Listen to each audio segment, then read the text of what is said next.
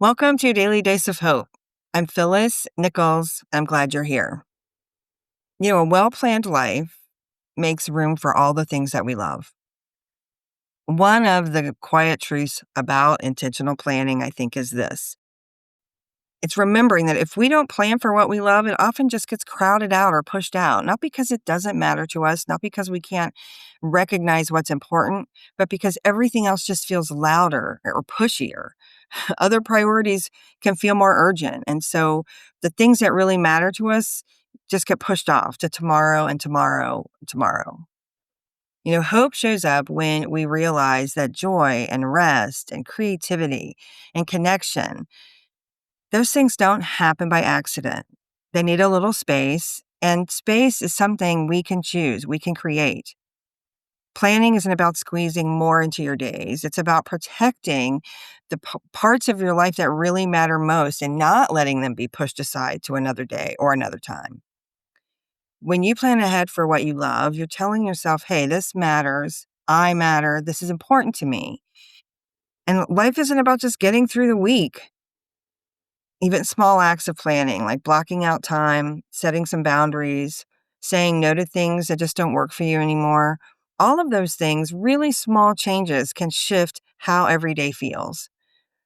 Hope grows when your calendar starts to reflect what's important to you, not just the obligations and the appointments and the things you have to show up for.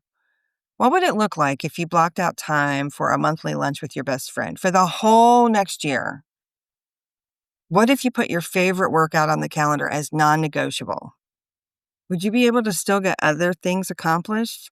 I'm sure you would, right? We would plan for it, we would make space for it, and we would work our other priorities around those things. We often overestimate what we can do in a day or even an hour. I'm famous for this, thinking like I'll get all this stuff done and it takes me longer than I plan. But we often also underestimate what we can do in a year or 5 years. Laura Vanderkam is an author, and she's the host of the Best of Both Worlds podcast. And she recently shared how she read War and Peace one year by breaking each short chapter and reading a chapter a day. And it took about 15 or 20 minutes. Apparently, the chapters in that book are very short. I haven't read it. So I don't know. But that's what she said. And it was kind of cool because she's like, this is not something she would have chosen to tackle like in big sittings, right? But she broke it down, and over the course of the year, she read the whole book. Now, reading a classic book like that may not appeal to you or may not be the thing you want to do, but what if you could do something you've wanted to do by letting yourself carve out 20 minutes a day and really honoring it?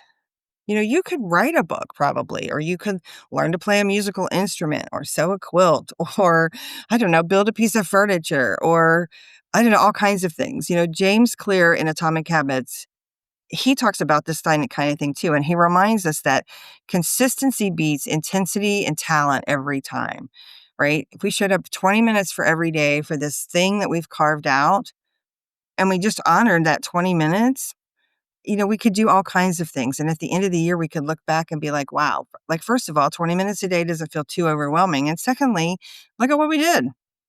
That's one little strategy you can use. But we also know like life can begin to feel like something that we're creating when we're intentional like that. And it's not something that's happening to us or coming at us. So today, I just hope you'll remember that a well-planned life makes room for what you love, whether it's 20 minutes a day or, a one evening a week, whatever works for you. This podcast is part of the Sound Advice FM network.